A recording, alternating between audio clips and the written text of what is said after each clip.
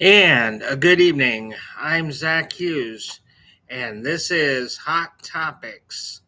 Good Sunday evening, everybody, and hope you're enjoying this evening as we're about to go into a heat wave. But tonight on Hot Topics, we're going to talk about homeless in Vermont. What's next for that and for the homeless in Vermont, and we are going to talk a little while about that. We're going to talk about ideas that I might have a little bit, and hopefully, some of you will join in the chat to help with this. Um, and then we are going to look at self care, uh, living life. What do you do to live life? And with all this news, and then we'll have a few other things. Let's jump right in though. Um, First thing I'm gonna do is let's see if we can do it. I'm going over into the chat, and we're going to paste the link to the. Let's hope this works. It should be to the Hot Topics page. I'm hoping. And what that'll do, folks, if you go into that link, can you give me a like or a follow? That will give me a little bit of fan base, and that's going to give you some updates um, between shows. We're going to keep that Facebook for now, although I'm looking at the idea of doing a website. But for now, we're going to just keep it in the Facebook. Okay. Um, so here we go. So, homeless in Vermont. I have talked ad nauseum about homelessness in Vermont, probably for the last, let's see, 4 years that I've done the show. And I got to tell you, it gets old, but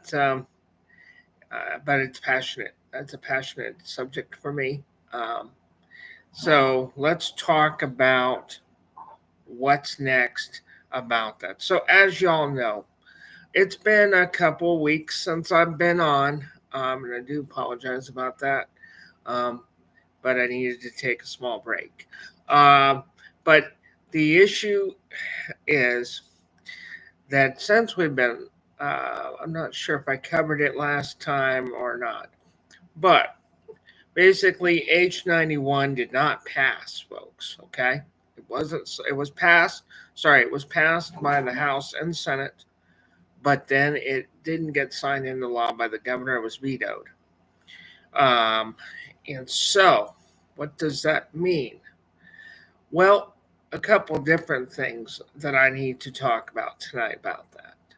So the first thing that it means is we're back to status quo um, on July 1. Okay, so what that means is the last catch mount of the winter program um, will be exiting on about July 1st. Um, Now, originally in the other two shows, I had talked about the possibility of folks still being able to use their 80 days if they had not used them before the year was up. Well, folks, I'm afraid that that has changed, and now we have a new problem.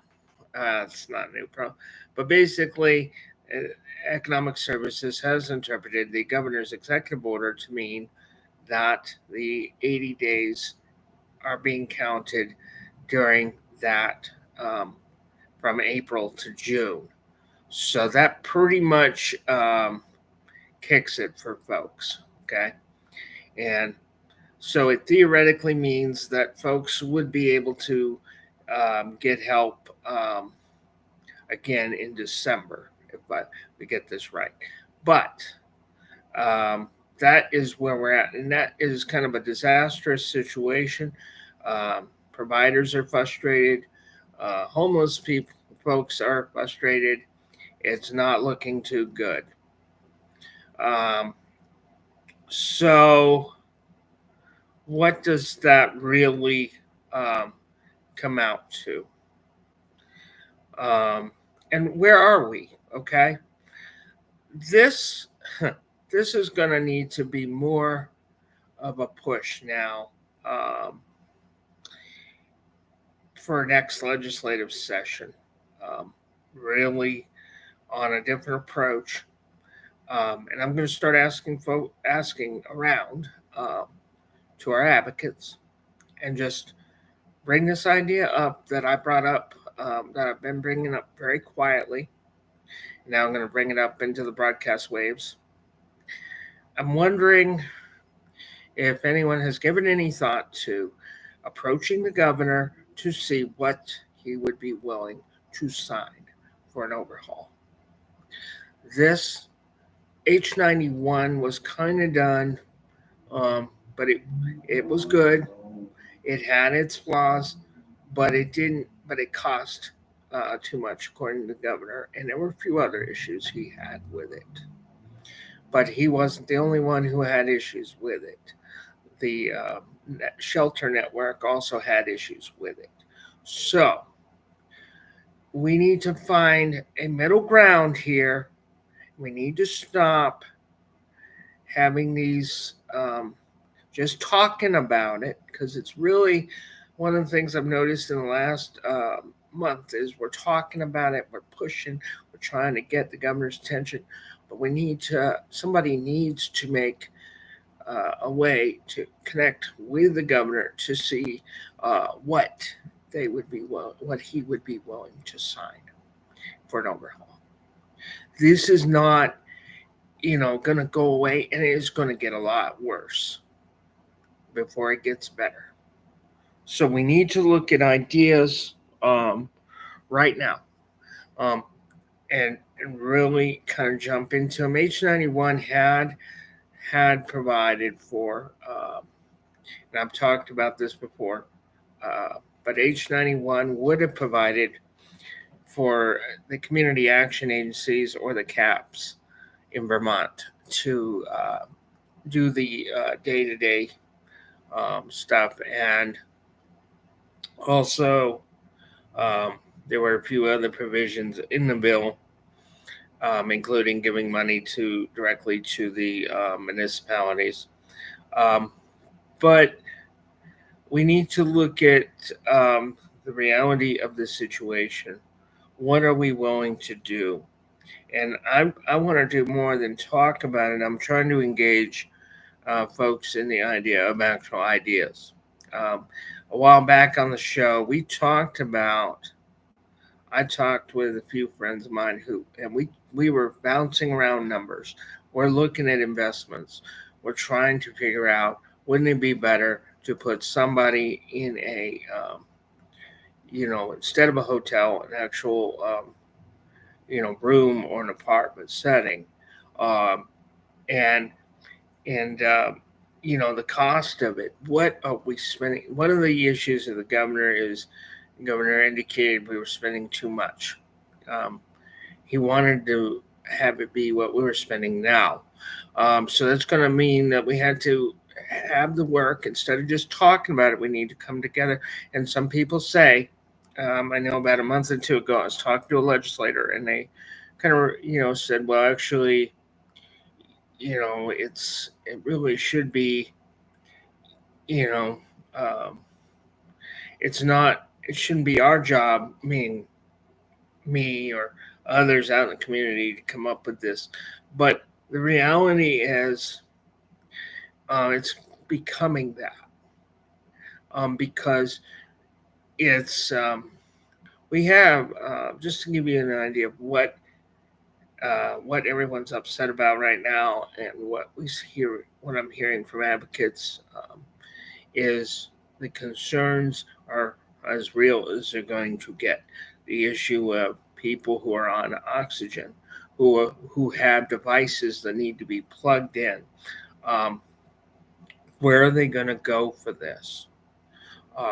And this is one of those things. We had a little patch by the governor's executive order there. It was a little patch but it didn't do what it was meant to do. It was a temporary fix. We need to get away from the temporary fix and get into the real deal here. And that's going to involve actual work. And I think that, this idea of trying to um, get I think it's a better idea to approach, um, and just say, what would you be willing to sign for an overhaul? What looks good to you? Um, because the issue is this this was this was kind of spurred on by me watching our legislature and governor push back and forth on an educational reform bill. What if they had pushed back and forth on a homelessness overhaul bill? Imagine that. Now we have status quo back again, and we don't have the 80 days for those in hotels who stayed in for the 3 months, um, whatever it is. I think that would be about 3 months. That unless somebody challenges it and it gets overturned as far as the 80 days part. Um, it's it's frustrating because everybody, including myself, thought that folks would be getting those 80 days. They will not right now. Um, if you because they were counted, so which is very frustrating. Um, you know, right now, the next step is going to be on July 1st. Folks are going to come out. We have some estimates for this area. Um, I don't have exact numbers, but we put them around 100 and 120 people, somewhere in there. And there's about 347 statewide, I believe. Um, this is inclusive of families, individuals, um, and those who are vulnerable. But I think it's time we have this conversation about what's next. And we're going to keep having that conversation right up until next January when the legislature comes back. They went home after the education bill passed, which I'm not going to get into because I'm not into education tonight. The only education I want to get into is what we're looking at on July 1. Um, and just so folks are aware, some folks have already been transitioned out and moved to other um, spots. For instance, one of the clauses in the rules around hotels, if they found you a place, you had to go. And I've had, or it would be seen as a refusal.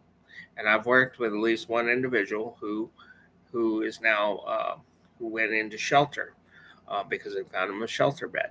Um, wasn't very happy about it, but it turns out that um, that individual is getting served in the shelter, in my opinion, better than they were in the hotel system.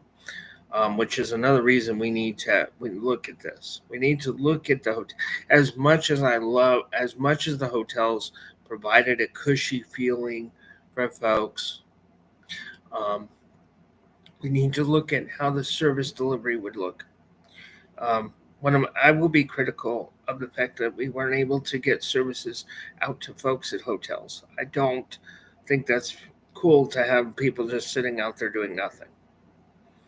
Um, they need to be engaged, um, and it's just been not happening in that way. So I think that's part of the governor's feeling as well. But I think what was interesting about it is one advocate said, well, if the H91 had gone through, it would have fixed or would have alleviated the issues. Um, the reality is, I'm wondering if it probably would have put a dent in it a little bit, but the reality of it is that we need to come together and do this again. Only do it right. And you might say there's no right or wrong answer, but there really is. Need to. The idea, as I said, would be to have someone or a group approach the governor and just say, what would you be willing to, um, sign for an overhaul?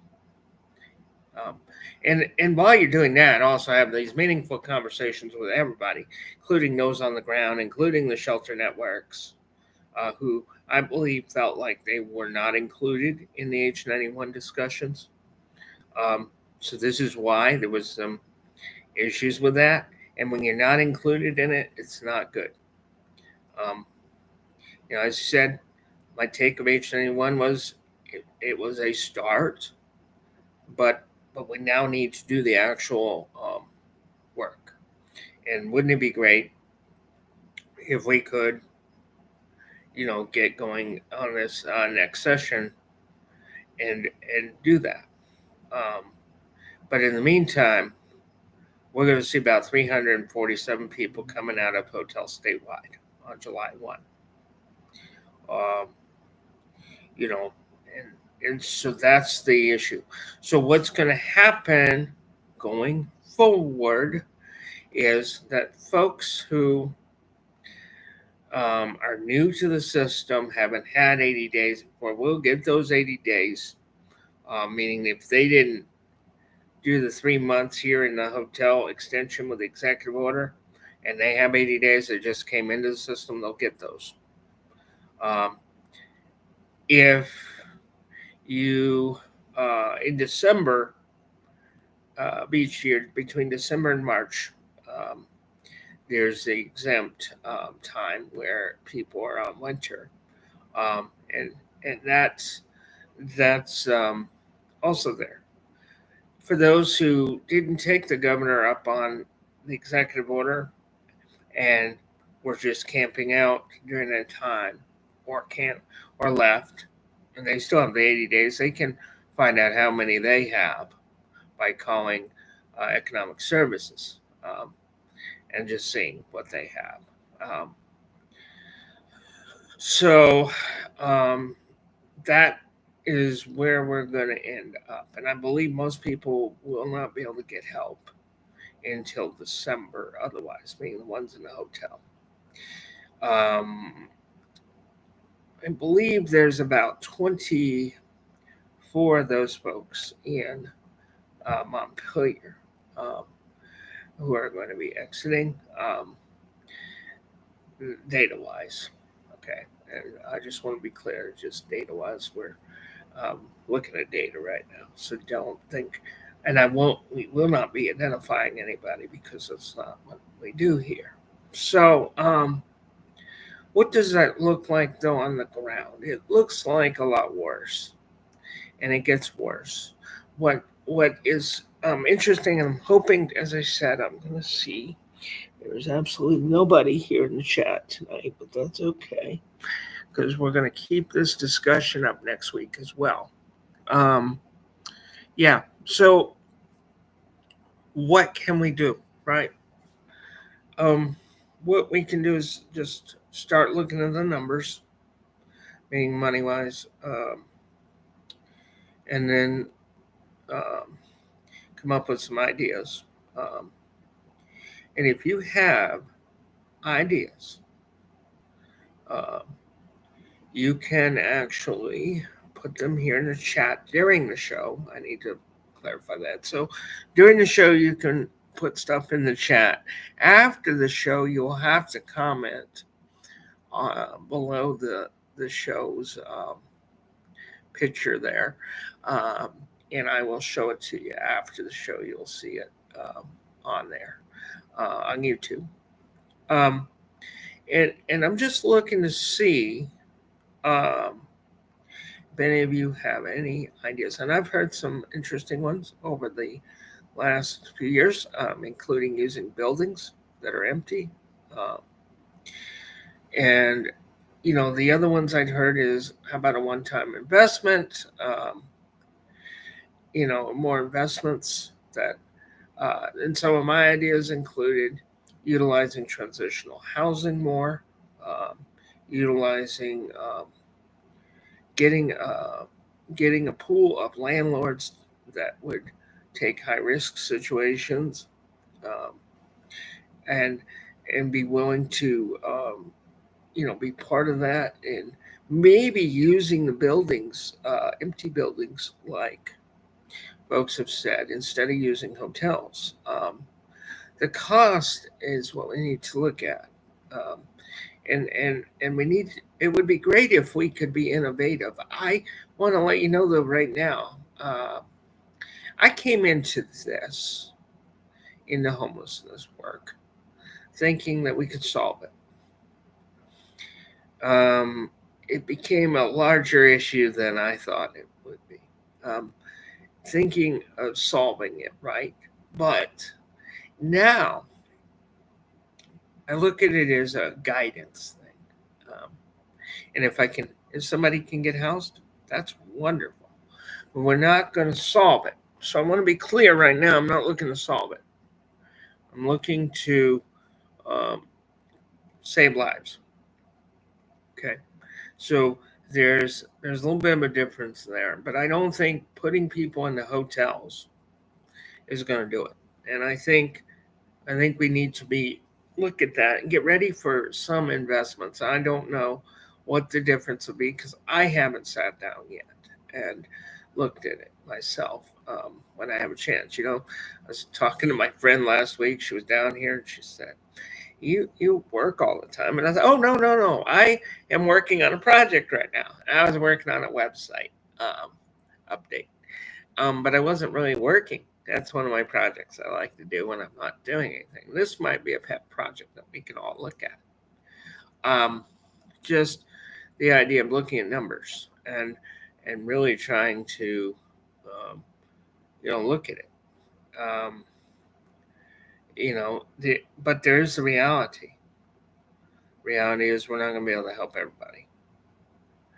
We're going to be able to provide some supports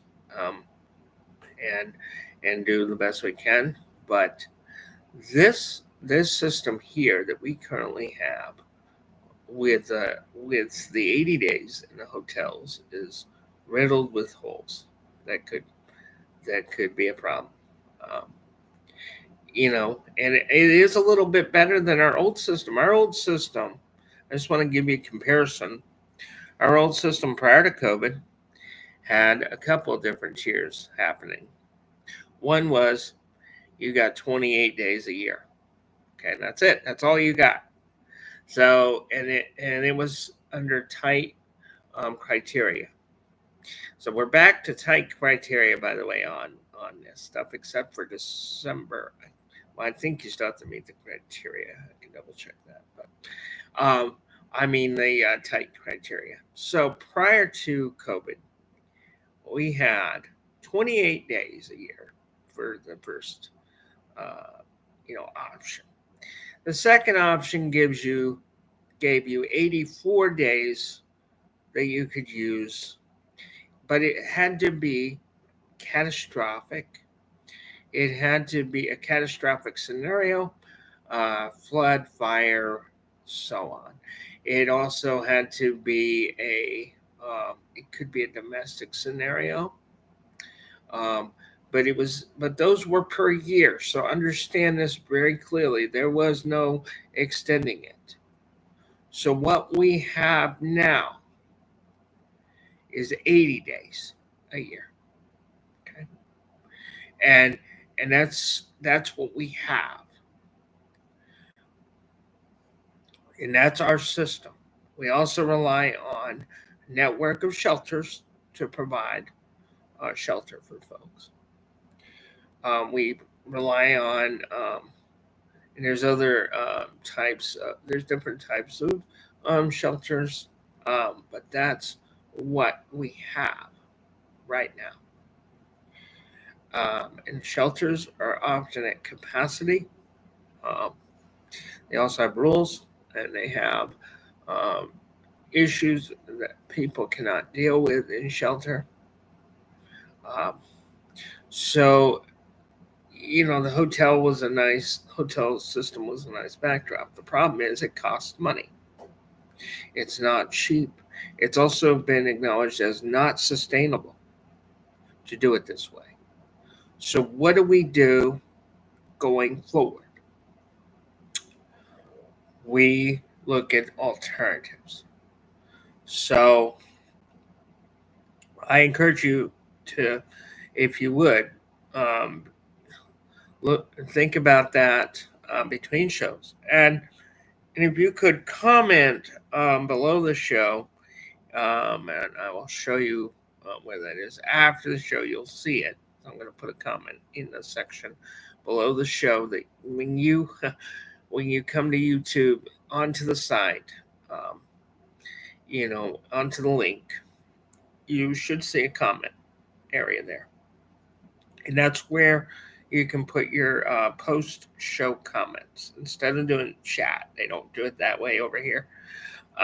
So that's where we're at with that, and let's see where we end up.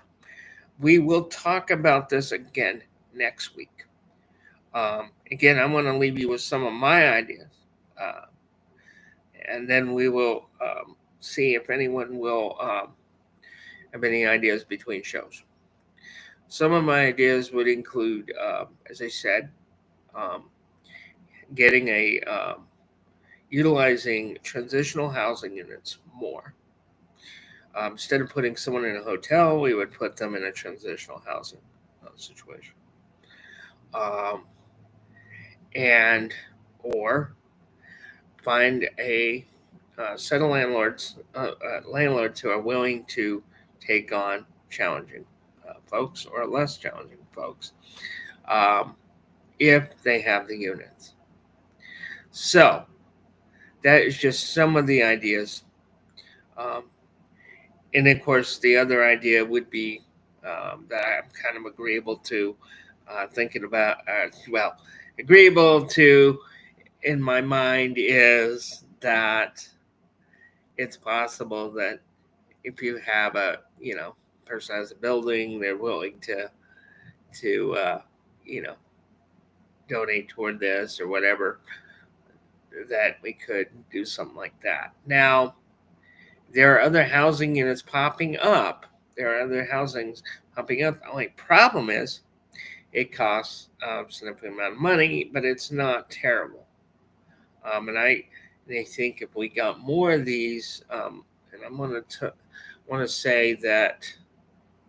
So, for instance, if you had a college, an example, you have a college, okay, and you're not utilizing those rooms because maybe you know you're just not doing a resident program anymore.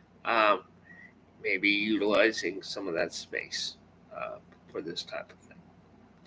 But anyway, we'll look at that again next week. Let me think. I guess, yeah, next week we should be okay with that. It'll be over the 4th of July weekend. I don't think I have any plans, so we'll look at that next week. And we are now going to move over into, we're going to move over into self-care and living life. So, living life. Oh boy. Okay, self-care this week with with the latest news uh, this weekend. Um, the quote I came out with today was that I'm just going to live life, and I kind of came out with this quote last year. No, in 2021, I took that trip out to California. Said, "Do it now, don't wait." Um, and so you know what I love about today? My self care today really was not planned, but it materialized over the last couple days. Um, I started cleaning my apartment a little bit, and I'm not talking about cleaning. I'm talking about organizing it, meaning I wanted more space in here. So I started it very slow, um, and I was able to get some stuff done today, which is wonderful. Um, that's part of self care. And I wasn't giving a thought in the world to current events. And last night I was watching a docudrama, um, and I got the news. Yep, we had bombed 3 nuclear sites in Iran last night. And so I'm kind of like, okay, I'm gonna live life at this point. Um, yeah, I'm going to keep track of the news as I always do. But I am going to live life. There is, there is. So how do you live life? What does that look like? And it depends on what you get up every day. That's living life. But I'm talking about what is it that you'd like to be doing? And if you're doing something you wouldn't like to be doing right now, I would suggest evaluating it. Now I evaluated a couple times in the last few years what I was doing, and changes were made. Um, and sometimes, you know, that's necessary. You have to evaluate. I'm looking at this as a live life moment. I'm looking at how grateful I am that I got to take some of the best trips, and will continue to hopefully be able to take more. But how I got to do it. Okay, it's really important to live life. There is just no substitute to it. And I think self care this week, we just need to look at that instead of really freezing up and saying, oh my God. So, one of the things you can do is do what you want, what you strive for. Keep doing it. What you strive for. It's really important to understand. Uh, we have to do what we have to do. So, what is it that you would like to do in your life that you haven't gotten to yet? And it can be small or it can be big. I got to say, I didn't know I was going to end up going to California in my life. It materialized. I never made a long-term goal to go to California on the train. It materialized. Okay, I never said, but it was a worthy goal after the height of COVID. It was at that point I realized, yes, I can move forward. I can do this. And not only can I do this, I am going to find ways to make this stuff happen. Um, and this is where we're going to end up with. I see a lot of folks right now, they're sort of resided. And I'm just thinking, man, I'll just live life. Because, you only get one shot at things, or maybe two. You might get two, three. But treat it like you're going to get one shot. Because, like taking a trip to California, you never realized that was really, I believe it was probably a once in a lifetime event for me, taking that trip. But I strive to do more if I can. Um, and that took me a long time, by the way, before I could make a trip like that. I took other trips too, and I'm very grateful. Um, I've just been informed that the normal trip that I take to Washington is not happening this year, but I'm grateful that I got to go the last, I guess it's last three times. I want to say three, yeah. And so, or two times, whatever. Um, yeah, because I got to do it, and I got to get to Capitol Hill in 2023, and I loved it. I loved it. Um, that was one of my bucket list items, by the way, was to get to Capitol Hill. I did it. And so, what are your bucket list items that you would like to do? Try to make them happen. Try to make the second item to a primary item happen, and so on. You can work that, but to live life is really important. That is our self care segment for this evening. Um, I do want to let's see where we're at actually.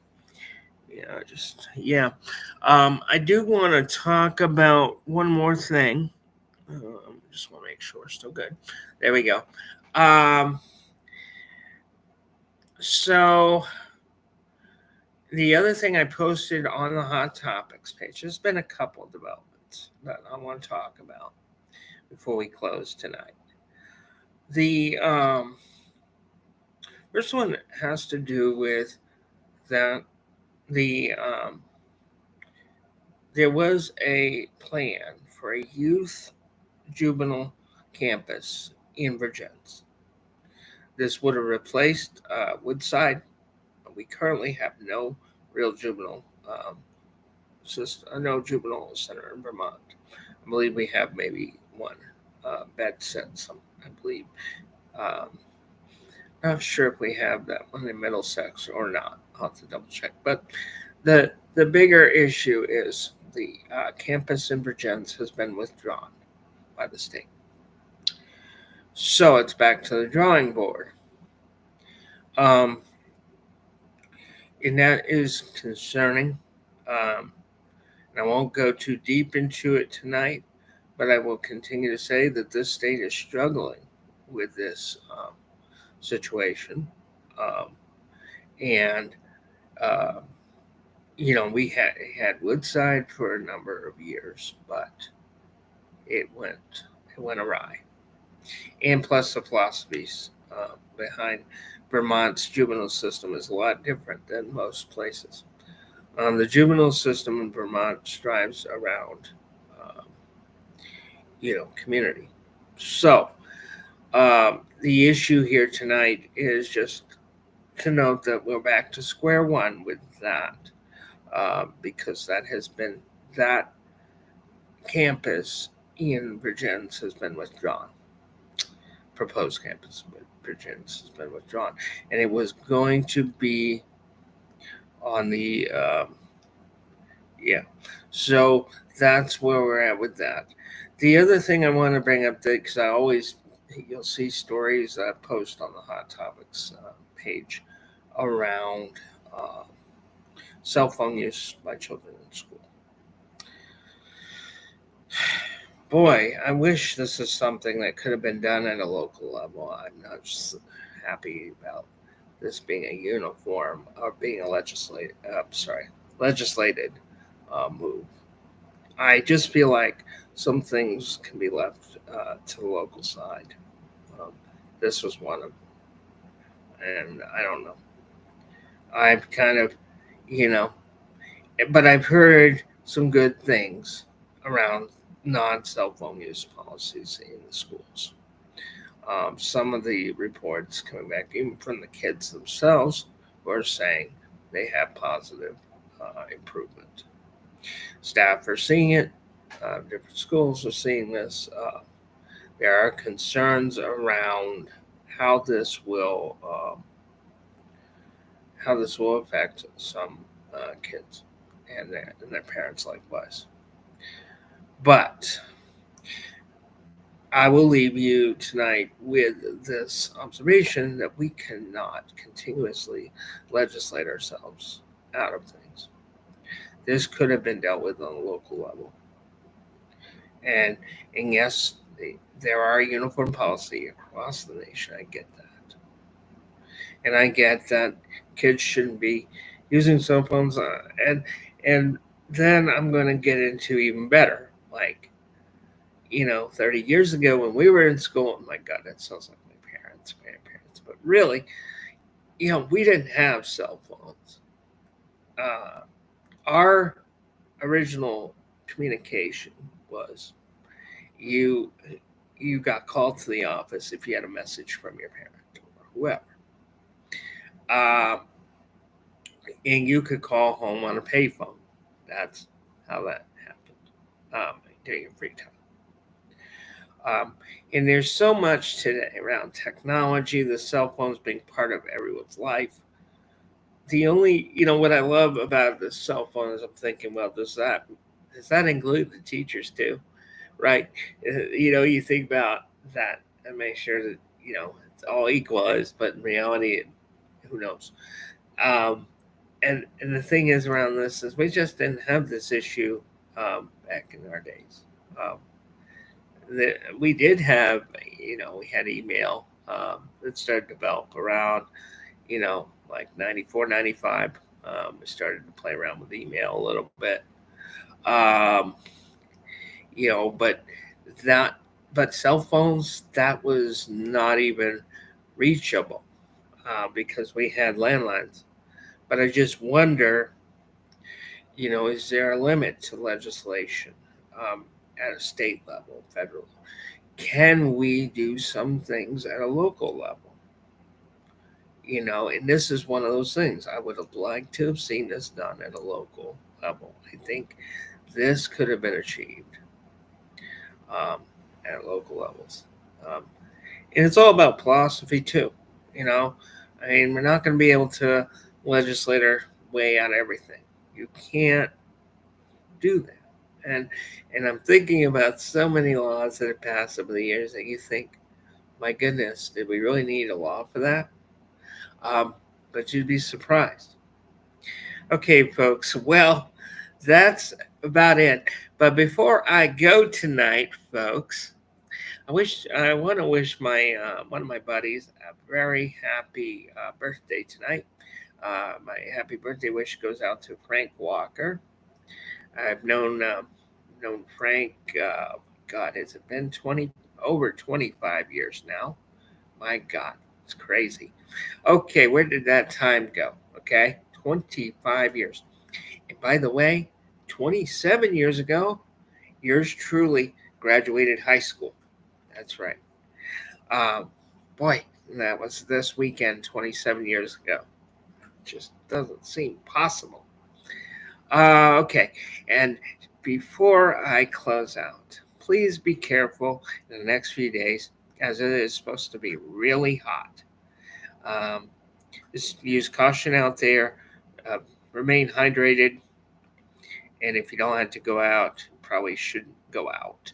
Uh, Particularly tomorrow and I think Tuesday, we're looking at a pretty brutal heat wave. Um, so, from here in Montpelier, the smallest capital in the nation, I am Zach Hughes. This has been Hot Topics, and I am out of here. See you next week.